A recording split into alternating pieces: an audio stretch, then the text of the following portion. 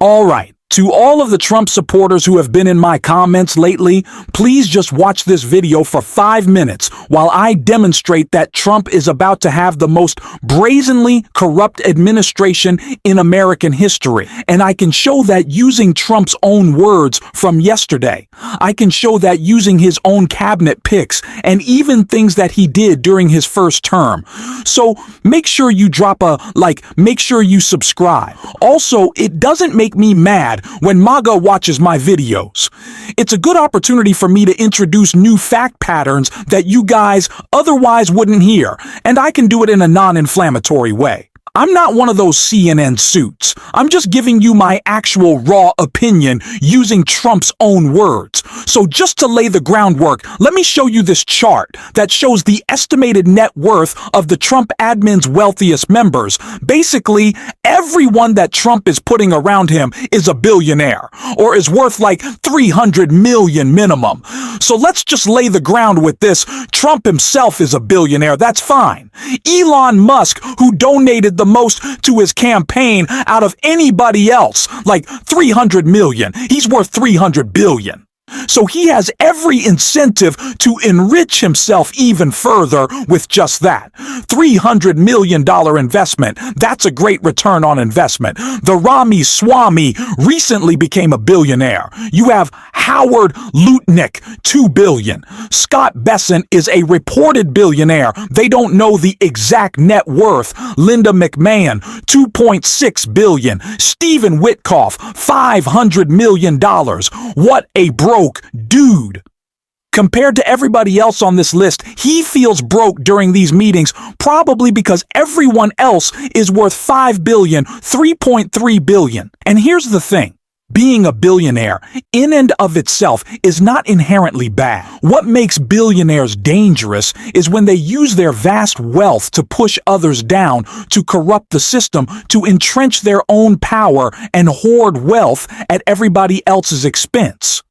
Now, I know saying this will probably piss some people off in the comment section, but I stand by it. Being a billionaire doesn't make you automatically evil.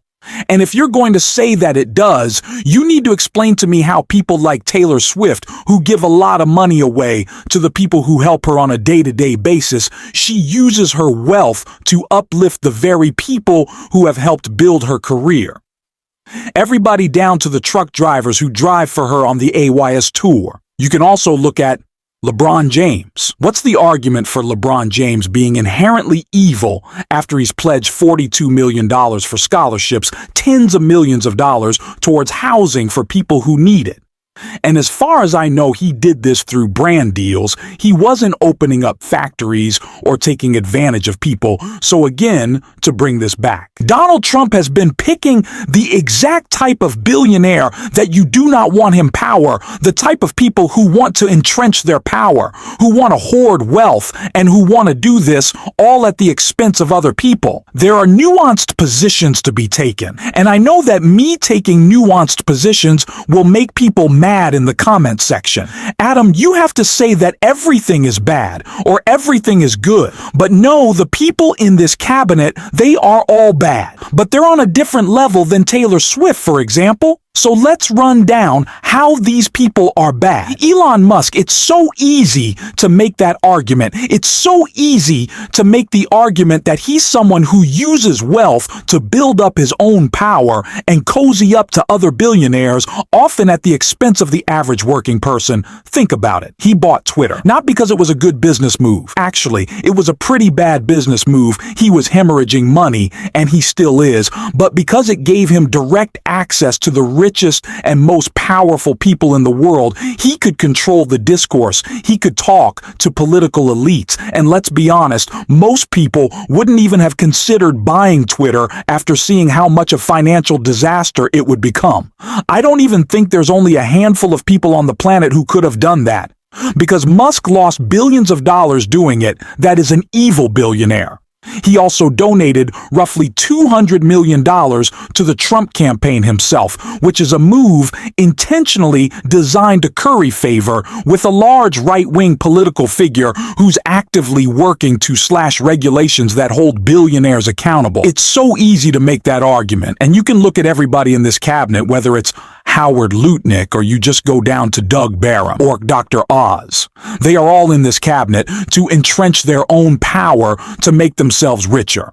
These are the type of billionaires that we do not want working for us, and I haven't even gotten to the Trump tweet that he posted the other day. Yesterday on December 10th, he said, any person or company investing $1 billion or more in the United States of America will receive fully expedited approvals and permits, including but in no way limited to all environmental approvals. Get ready to rock. I mean, this sounds like Elon Musk wrote this more than Donald Trump, but this is the perfect example of billionaires helping billionaires at the expense of the average person. I mean, he's supposed to be helping the average working class American, but instead, Donald Trump's like, won't somebody think of the poor billionaires? Won't somebody help the poor billionaires? It is corruption laid be, and I will demonstrate that step by step. So he's offering billionaires a free pass to bypass the same rules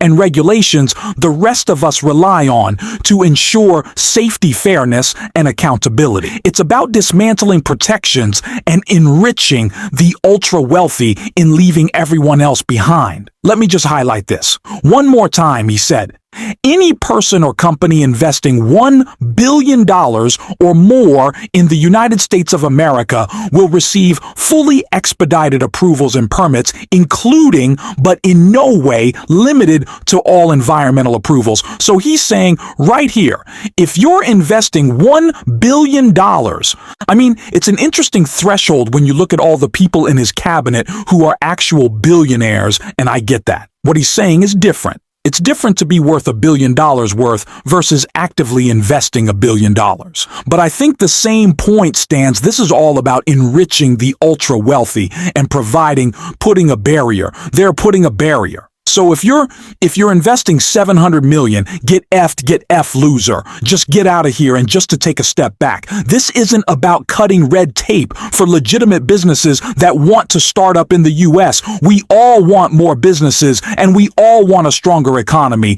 But this is about gutting oversight entirely. Because these approvals and permits exist for a reason.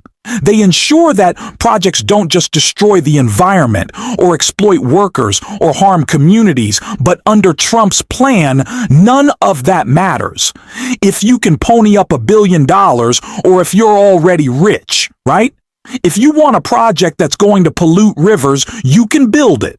If you have the money, if you want to cut corners on safety to maximize profits, you can do that. If you have the money, it's not pro-business. It's pro-billionaire, and it comes at the expense of everybody else.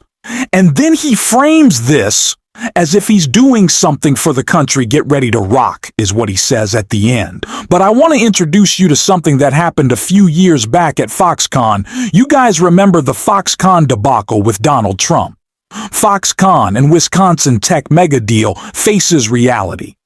Check the eighth wonder of the world foreseen by Donald Trump has not materialized yet. When a Wisconsin lawmaker was driving home from Chicago last month, he pulled over outside the Foxconn plant in Mount Pleasant, Wisconsin, and was struck by how empty the area looked. Quote, "There is literally a gorgeous 6-lane highway that was built for 18,000 vehicles and automated trucks, totally abandoned, just totally abandoned. And let me introduce you to the Foxconn debacle. So in 2017, a Taiwanese tech giant known for assembling iPhones, Foxconn, announced a $1 billion investment in Wisconsin. They promised to build a massive 20 million square foot manufacturing campus and create 13,000 new jobs. And it was supposed to be the crown jewel of Trump's economic agenda, just helping out the Midwest perfectly. So then the Wisconsin governor at the time, Scott Walker, and the CEO of Foxconn signed a deal that would give Foxconn access to $3 billion in state incentives, and local communities like Mount Pleasant then went all in. I mean, they believed in the vision. They were sold on this. They spent millions of dollars to buy up land, to expand highways, to build infrastructure to support this plan. And Trump came out and said this will be the eighth wonder of the world. But here's what actually happened. The 13,000 jobs that were promised never materialized the massive campus. It turned into 4 buildings that were constructed, and then just this empty lot with a glass sphere and a 6-lane highway that was totally abandoned. You can even see right here the Foxconn sphere. And the way this loops back is that Foxconn employees had nothing to do.